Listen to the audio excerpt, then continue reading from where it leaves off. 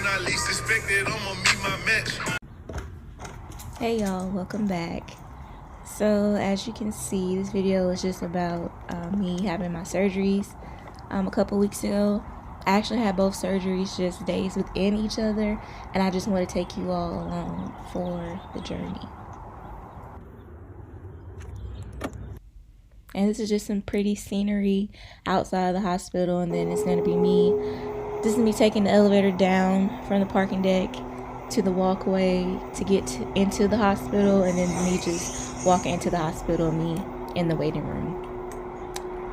So pretty much my surgery was on my fistula once again, which is how I received treatment for dialysis, and it was starting to grow an aneurysm around it.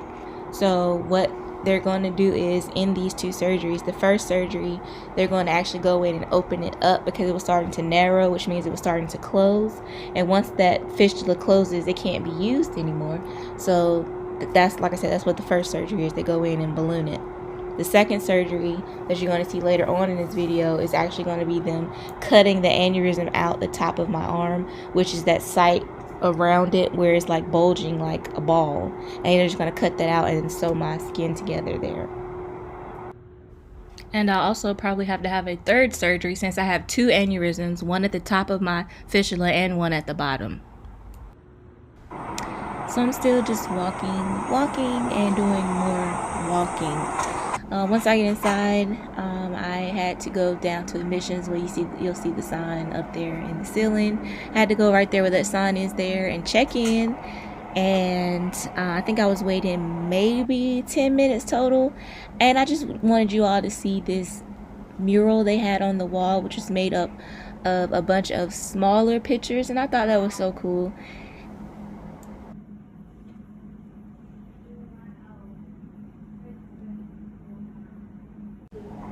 So I'm just sitting here tapping my feet, still waiting. In this next clip, you're going to see the sticker on my sweatshirt that says screened. You know how they do the screening for COVID, you know, all that. You know, they know folks be lying, so I don't know why they ask.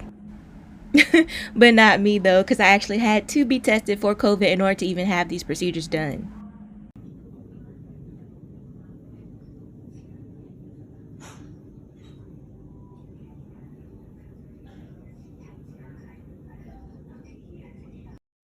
Since I'm a diabetic, they had to check my blood sugar, and my blood sugar for this first surgery was 293. I know that's high, but that's actually normal for me.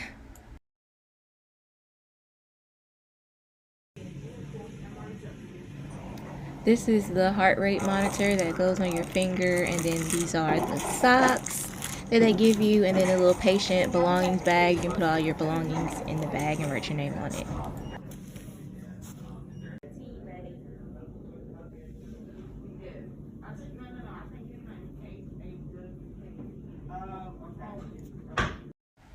I really don't remember why I took this picture or what that little machine there on the table was supposed to be reading, but yeah, here's another picture. And then right here is just a picture of my IV that they put in just in case they would have to give me any kind of medication. But like I said, they did not sedate me for this first surgery, so it was pretty much a waste of time. And of course, as you see here, I was awake the entire time and I was not sedated. Yes, that is true. That really happened.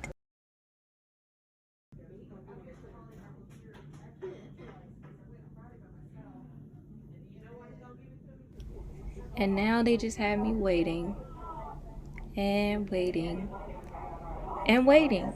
I had to wait a total of 2 hours for some blood work to come back from the lab before they could even start the procedure.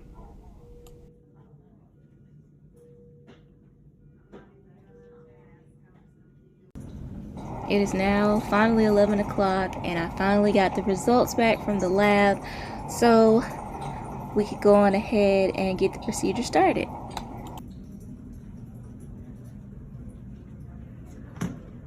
Like I said, this first procedure is really quick, really simple, in and out type of thing. It was just really uncomfortable, but it was really quick. Hey y'all, so I'm out of surgery. I had to wait 2 hours because they had to do a blood test or a pregnancy test, and of course I couldn't do a urine test because I don't make urine. So that's what took so long today, but the procedure only took about 30 minutes. I get to leave at 12:30 today. They making me wait an hour, so I was out of surgery by 11:30. I'm a little sweaty because I just got done eating, and he had to write the word yes on my arm, meaning that it was okay to operate. And that's where he went in at, just a little small hole. They didn't sedate me this time. Usually they would give me like a little bit of sedation, to relax me, but I wish they would have, because this time it took a little bit longer because they were taking pictures trying to see where everything was narrowing at. So like, say this is the fistula, it's supposed to be like this. My fistula was starting to be like this at certain points in it, so it was like 2 spots where it was narrow like that. So he went in, put a wire in and ballooned it. So he literally just like a balloon, just opened it up, and that was it.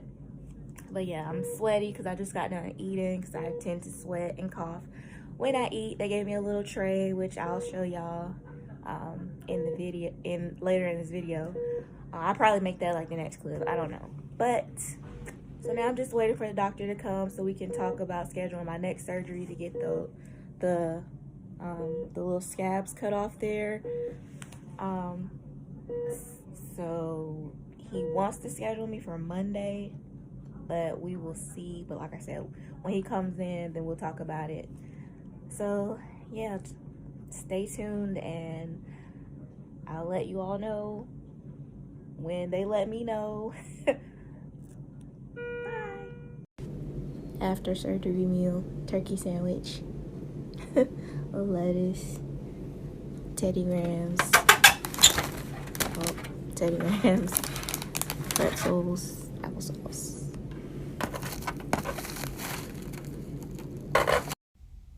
Alright, so it's finally time to go. I drove myself there even though I wasn't supposed to, but I know every time I have a fistulogram that when they did sedate me the other times, I was fully awake and alert after like 10 minutes. So I was like, I'll be fine if they do sedate me. But like I said, they didn't do it this time. But yeah, I drove myself because who got time to be paying a Uber to go that far? No. No ma'am, no ham, no greens, because that would have been about $45 total, and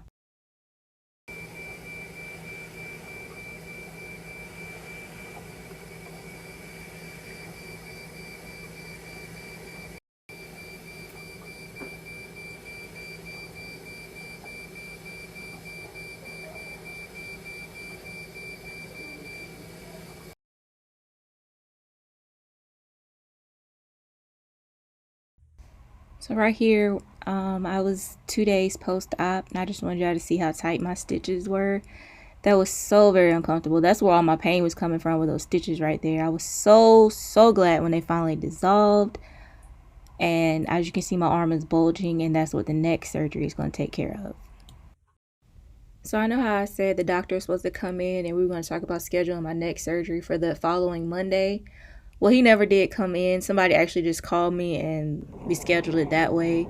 And then here I'm just showing you, the hospital get up, and this packet here on the end right here are some wipes, and I had to wipe down my whole body with the wipes. So I know you're going to see me in clothes in the next clip, but I had to take them off.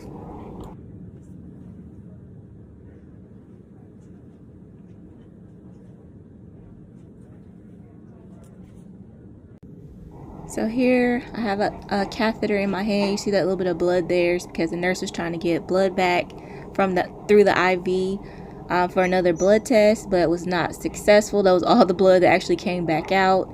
I'm not sure why she called it a catheter, but she did have to numb my hand to put it in, and they don't normally do that with regular IVs. I'm not sure if there's a difference or it's just a different name, but it's the same thing. I don't know. And right here, I was just taking a picture of the board. She said her name was Ro, like row the boat, but her name was Roniqua. She was so sweet. And now the wait continues for another blood test once more for a pregnancy test. And they actually had to stick me further up in my arm because, like I said, there was no blood coming out of the IV. And this right here is just my two IV drips. One is a antibiotic and the other one is just a saline drip, the regular saline drip they give you in the hospital, which I think is weird because since saline is salt, you would think that would dehydrate you, but whatever. I never understood that at all.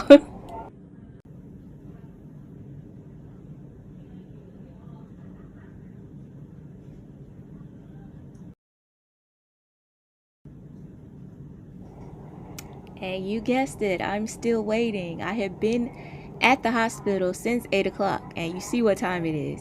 At this point, I'm just like, why couldn't y'all use the pregnancy results from Wednesday? I was literally just here Wednesday. Here it is, Monday, and I have to wait another 2 hours again just to get the results back from the blood test from the lab. I was so over it. Eventually, they got the results back for the pregnancy test, and the doctor came in and marked my arm there, and you can see that's actually how long my scar will be when he's finished cutting the aneurysm out.